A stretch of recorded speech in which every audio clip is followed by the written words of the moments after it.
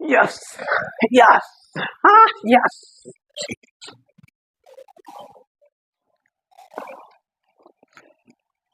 Yes, yes, yes.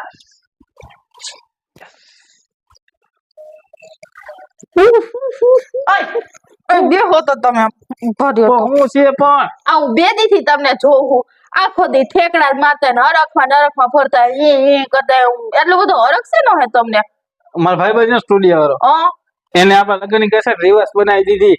હાલો હું દીમાં 2 થી 3 નો જોયા રાખો.